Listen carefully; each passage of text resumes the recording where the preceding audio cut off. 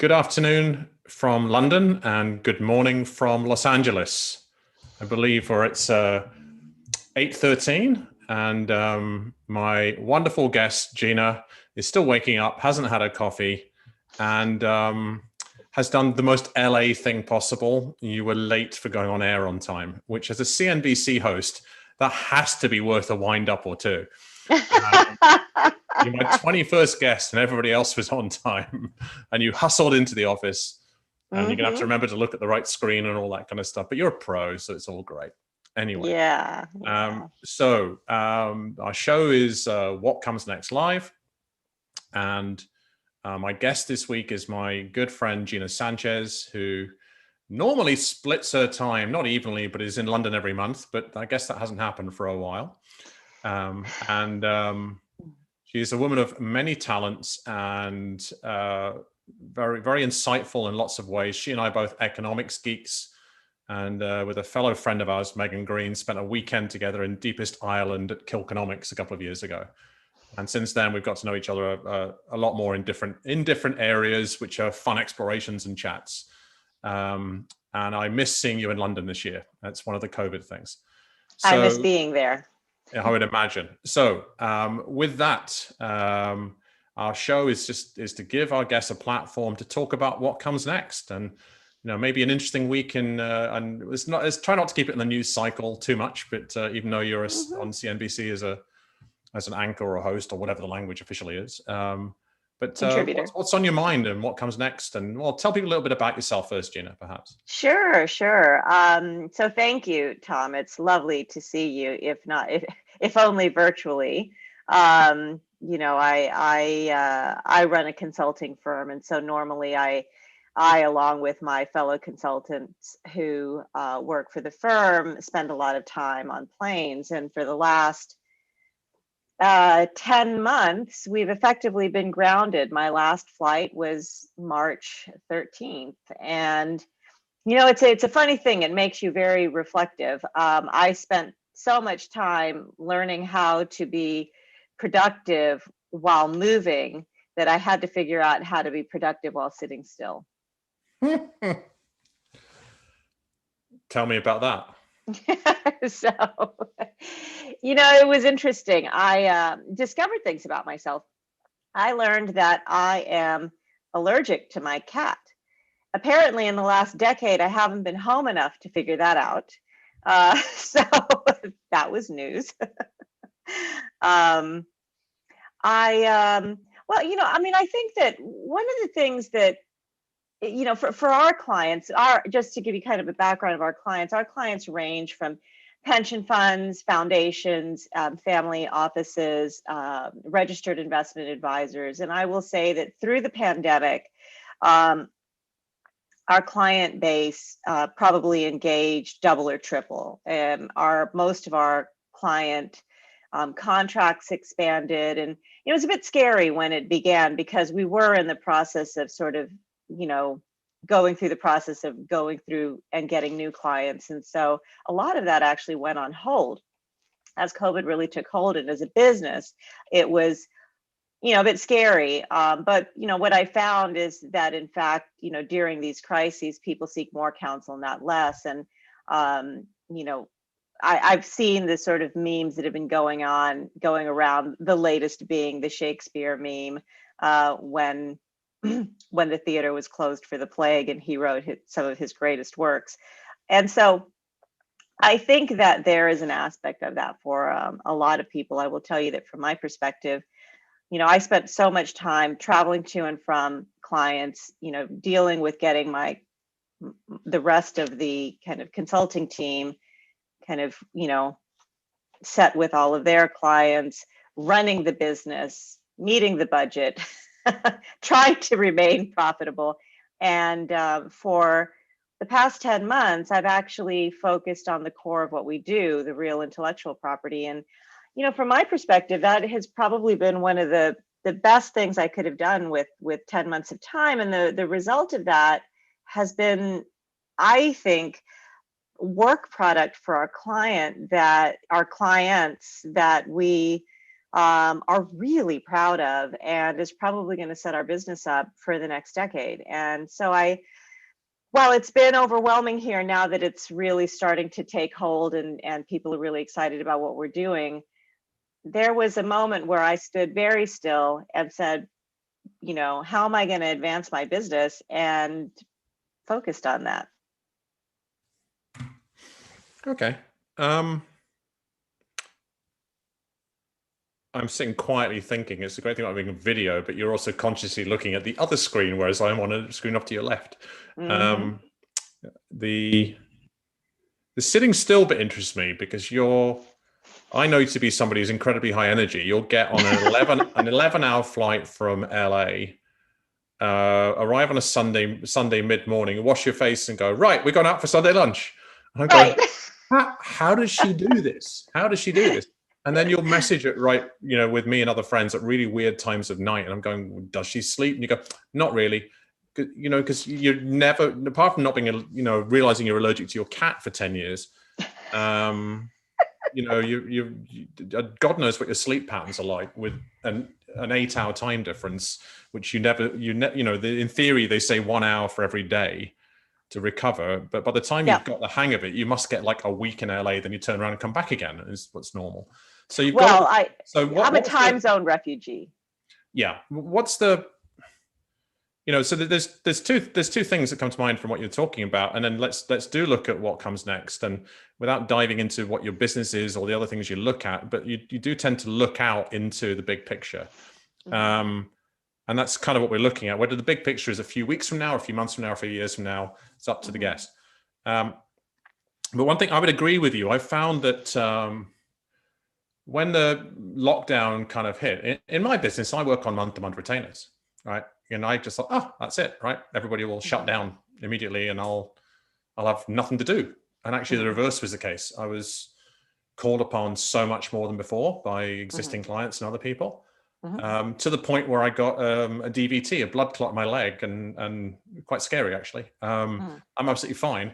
But if you now look at me on the screen, I'm now on one of these ergonomic bouncy stools. So now if I sit doing 7 Zooms a day, then I can be working my core with Pilates. But the sitting still is different. But what I did notice is I found it difficult to sit on my own. I was on my own for 3 months at the beginning of lockdown. I actually hugged a friend's young kid, which was allowed under the rules a couple of months ago. And I thought, what a lovely feeling. And this kid comes to hug me. And I went, that's the first hug I've had in a very long time. It was just really strange. But the business side of this is I have seen a lot of people in the time they've had available to them from not doing all the other stuff around a business, they have started to work on their business rather than in their business. And that's not everybody. And for a lot of people, for very understandable reasons, have not been able to, or not been able to get that focus.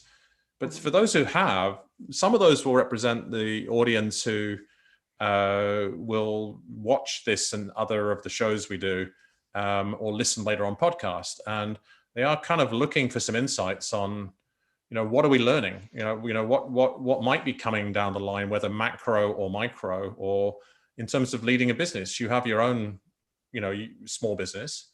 Mine's even smaller. It's just, as we say in the Caribbean, it's just me one.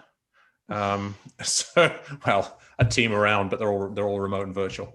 But what are your thoughts on that? And first of all, what did it feel like for Gina Sanchez to sit still? I mean, that interests me first of all, as a human. Well, it was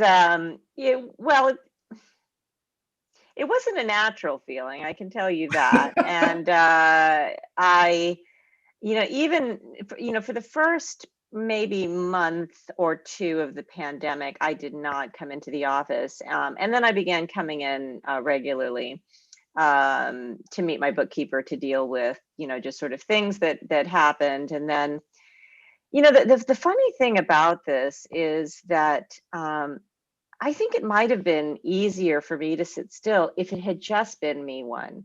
But I felt this incredible obligation to the 8 people who draw payroll, to them. And everybody, the sort of the concern was palpable. And you know, half of my staff come from all parts of the world. You know, one from Wuhan, which you can imagine what she was going through. Mhm. One from India who was, quite fearful himself. And, you look at their experience, and I think it might have been a lot easier for me to sort of get meditative if it just been me and I was just focusing on kind of my own problems. But I'm in a different place than a young person who's drawing a salary to pay their rent, to and who are worried about their family, who's very far away, who don't have those. I was at home with a husband and a cat, and it's a different feeling. And so in some ways that sitting still felt very, very uncomfortable, because I felt the weight of a small company is in some ways much more heavy on the CEO than a large company. I don't have any sort of middle management to take that weight off of me yet. Right. And I don't anticipate that that's going to be the case, anytime soon, and which means that it falls to me. So sitting still was hard. And the first month, I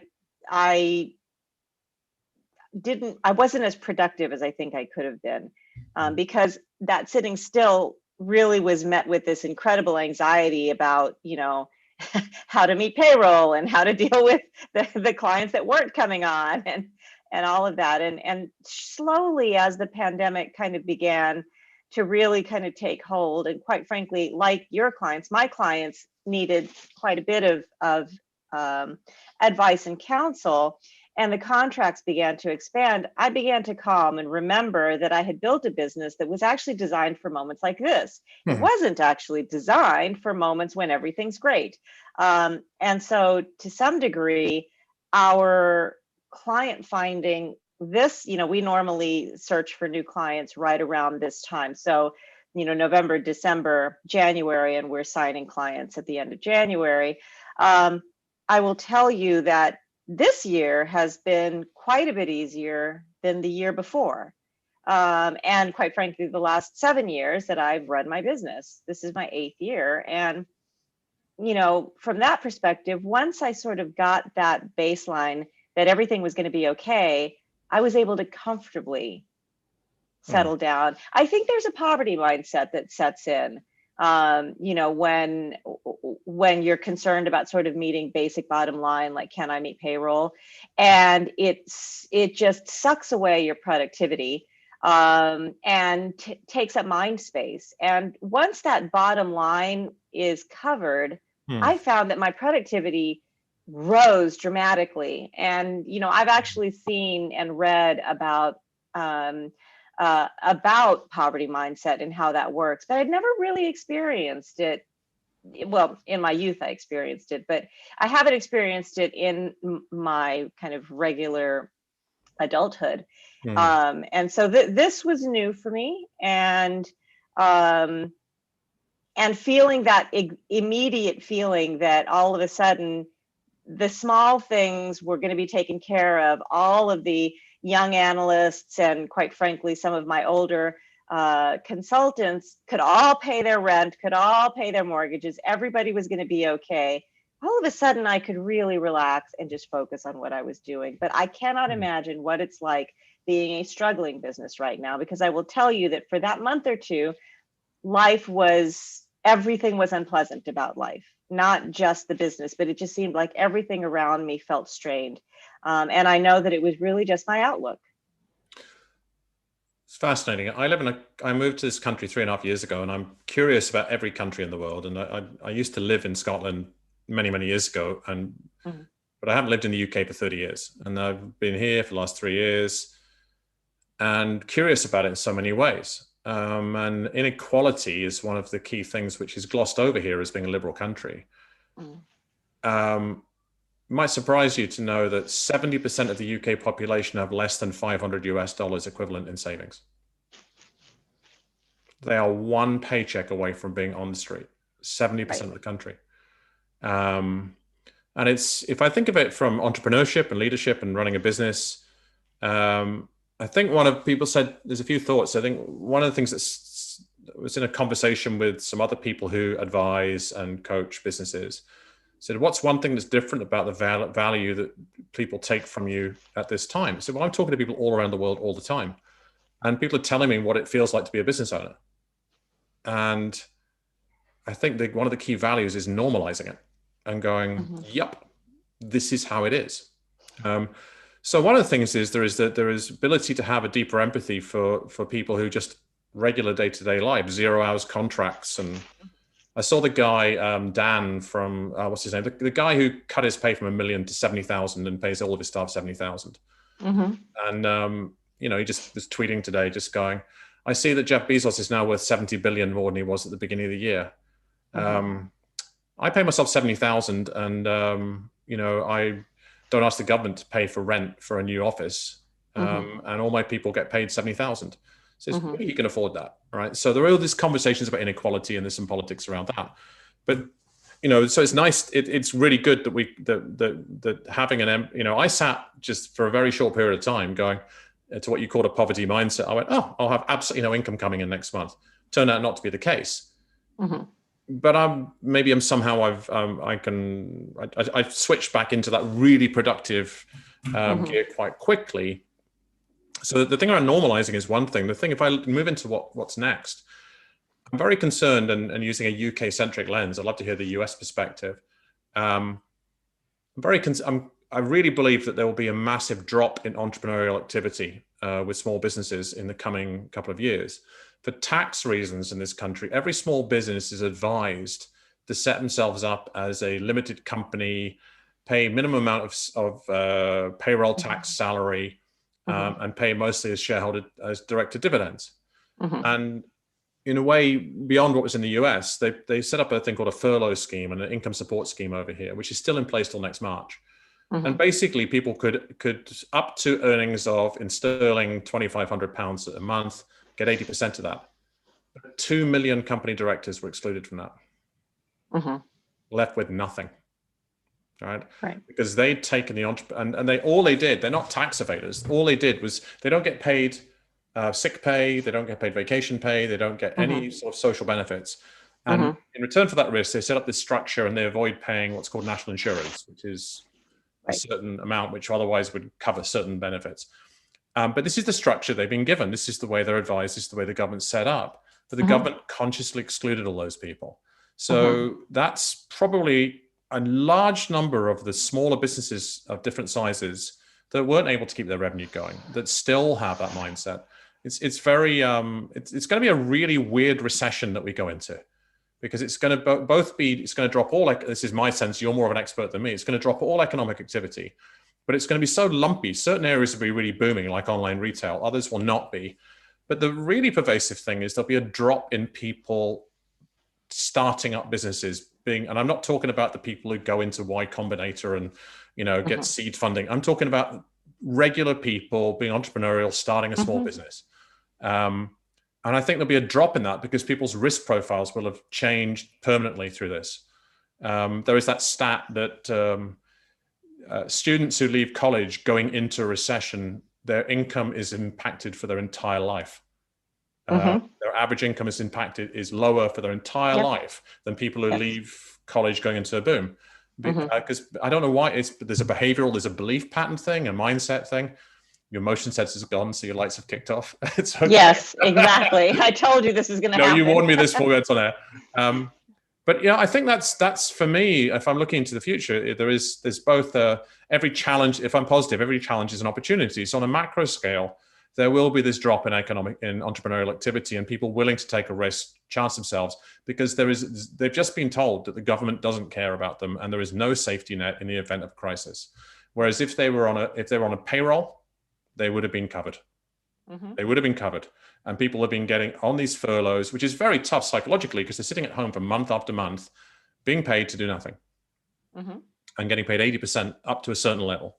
But I see that happening. But the opportunity within this is I see entrepreneurial opportunity absolutely everywhere for those who are able to take it. Not everybody will be, but for those who have the mindset and the bravery and have not been hit so hard financially that they can't, there will be massive opportunity in this. Is I think this is what the economists would call a Schumpeter moment of creative destruction. There'll be so much change. I personally am moving house in 10 days, and I'm moving to the edge of the edge of London. Yes, I know. I haven't spoken to you in ages. I finally figured out where your house was, and now you're moving. You got lost the first time you came by to have a pizza. So I'm moving to the southern edge of London, and I'm backing my hunch. And my hunch is that these people will never go back to work 5 days a week into the center of London, but they'll do what I call WFA, work from anywhere. They might go in a couple of days a week if it's useful, but I think you'll see a resurgence in economic activity in the high streets, we call them over here, of these small suburban towns that have decent commuter coverage. So I'm moving to one of those.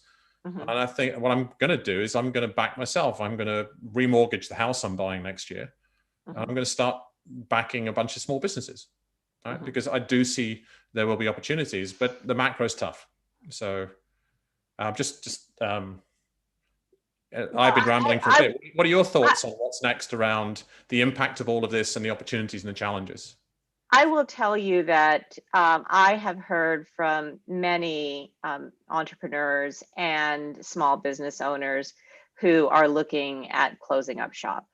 And it is, in some ways, I'm not sure if I had been kind of a single person shop, if I would feel kind of the same way. But, I was really, like I said, very concerned about the health and well-being of my staff and the people who, look to me and this business enterprise for security. I felt very obligated to get them through this along with myself, but to get them through this. And I think that I didn't feel like I had the option to just throw in the towel. I might have done, but I can tell you that folks that have the option, many are, and some that have actually very stellar business models that really shouldn't, in my opinion. And so I agree with you that I think that we're going to sort of come into a dearth of venture. And it always creates, you're absolutely right in that it creates opportunities because you have to really hunt rather than just sort of, seeding everything. And so I think that is certainly occurring. Some folks who have been looking to get themselves purchased aren't going to make it through that purchase cycle, in order to sort of be merged with some other larger company. They're throwing in the towel, and those companies that are still looking to merge are still looking. That's the thing. You just have to be able to survive another year. And some people are saying it's not worth it. I would rather spend the next, 8 months securing a paycheck rather than, taking my intellectual property and trying to monetize it into a sellable property. And that's, I think, in some cases is probably a good thing, but in some cases it's not. I think that we're going to lose some really good intellectual property. And quite frankly, I think some companies, large companies, are going to pick those people up and their intellectual property for a song, paying them a paycheck and taking advantage of what's in their heads. And so that's what I find interesting about what's going to happen. I think that you're going to see sort of an even greater inequality result from this. Which is very unfortunate. And but back to the opportunity thing, because some of the audience will be people looking at where are my opportunities, where are my challenges? And, hopefully they've heard from you and that it's normalized for them what it feels like to be somebody that has a number of staff dependent upon you as the business owner and leader. So around where am I going with this? It's the end of my day. You'll just need your coffee. I need a glass of wine or something. So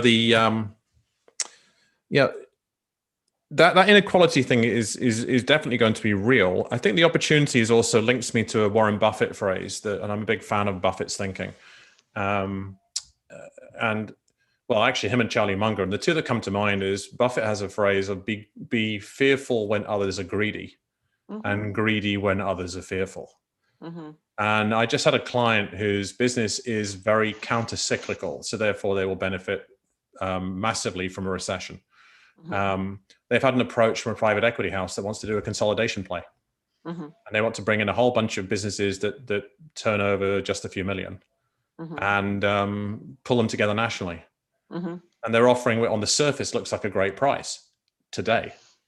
And I'm going, and they said, well, what do you think? I said, the first thing is see it through their eyes. And after a conversation, we went, what they're seeing is by branding something nationally, right?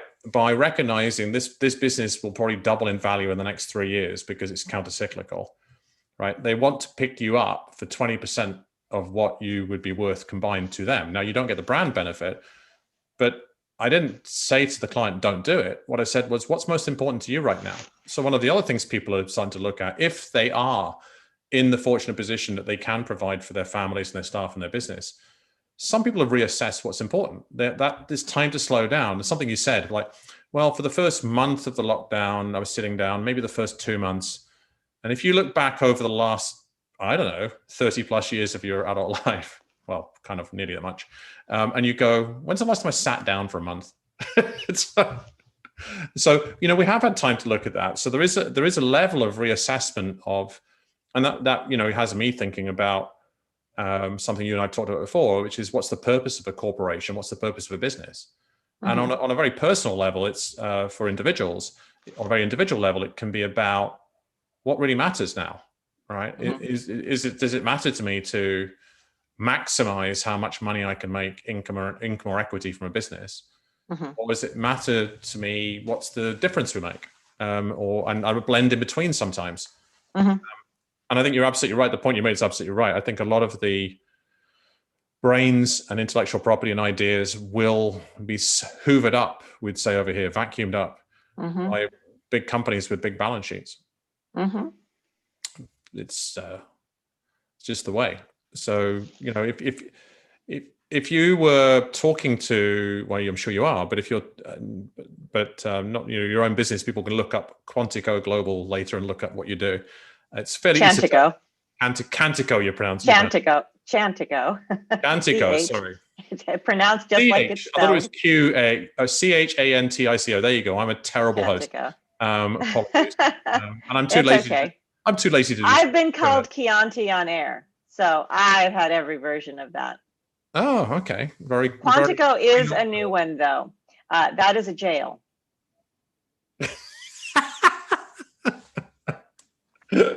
I'd rather be a wine than a jail. Okay, you were late. You were late, but I've dug myself an even deeper hole in that. So what else is on your? We've got a few minutes to go. So what else is on your mind? What's really top of mind in terms of what comes next? Let's maybe touch on the fact that people are so micro about the day to day, right? The news, 24-hour news cycle. So it looks like the rest of the world is looking at America going, well, it looks like we've got a new administration coming in. Does that mean anything substantive in the coming year? Absolutely. I will tell you that the turnover of this administration, and especially given the way that it has occurred, which, the United States has been in shell shock sort of from discovering just how unhappy and displeased such a huge swath of the nation was in order to have elected a president with no experience. And they're still shell shocked at how many people still voted for him after 4 years of showing what he does. Yeah.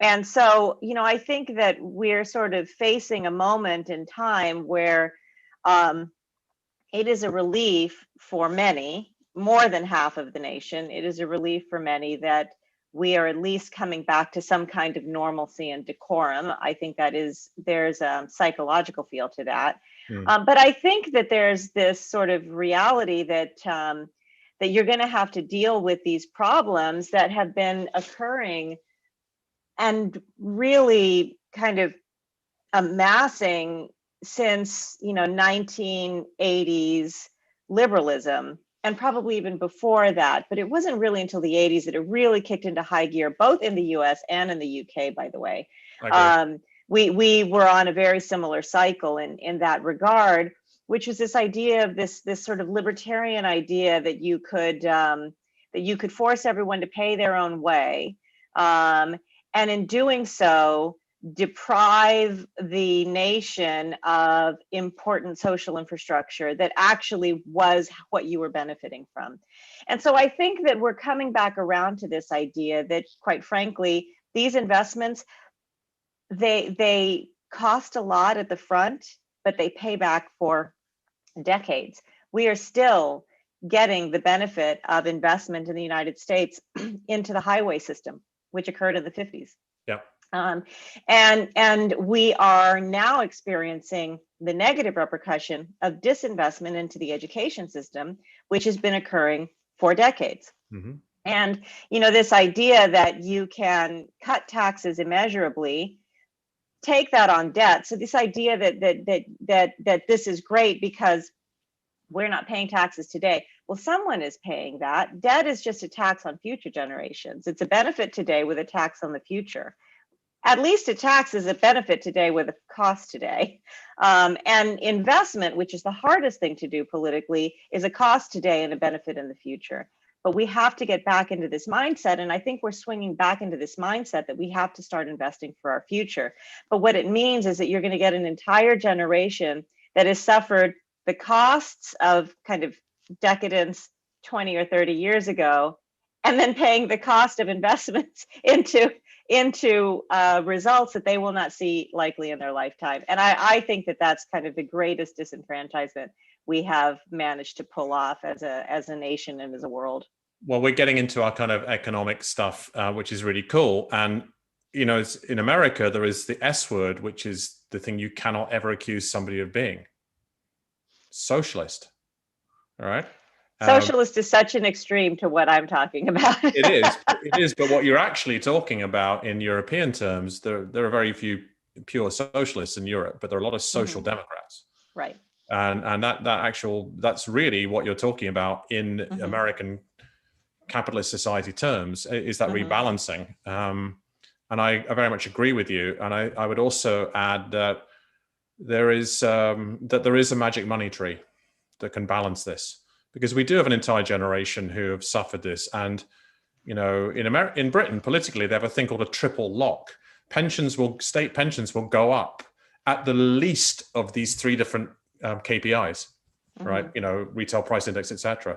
So the generation that's benefited the most from this, with property prices going up and building their assets, are the ones who continue to get a locked-in gold-plated pension, right? Who's paying for that? Because, as you know, current pensions are paid for by current workers. And the answer is incredibly old school. It's war bonds, it's permanent bonds. And so I know that our mutual friend Megan Green has leapt onto that, and working with a couple of the guys on some papers, the guys from Angrynomics and stuff like this, and actually talking about this and going, actually, and so does David McWilliams, we're in an age where central debt is free. And it's really difficult for the Friedman followers to get this and go, no, we can borrow this money and not pay it off for 100 years. Pay the interest, but not the capital. It's like having a mortgage, which is at 0% interest. So that's, we're geeking out on all the very macro stuff, but that stuff is very possible that we don't actually have to pay it off. And it's a big mind. Not sure I agree with that, but we can have that on a next show. Perhaps so. Well, I would say to you that if I put it to you this way, in 1714, the British government raised war bonds for the Napoleonic Wars. Have a guess when they paid them off. All it takes is time with any bond. Have a guess when they paid off a bond raised. I don't know, so I'm not going to guess. 200 years later. Right. Well, I'm not surprised. Yeah. Well, because it had no expiry date and it was raised in the market. Once you do that, it's not your problem. So, anyway, very, very detailed. Sorry to geek out, but it took us both a while to get settled and get woken up. And I will remind you in the future about how somebody who runs shows for CNBC showed up late for being on air on time. And I miss seeing my friend in London. So I miss you too. Right, and so hopefully we get to talk later. All right. And enjoy. I will log us off now, and I hopefully talk to you for a few minutes afterwards, after we've got rid of our massive audience. And Anyway, thank you very much, Gina. Cheers. Thank you, Tom.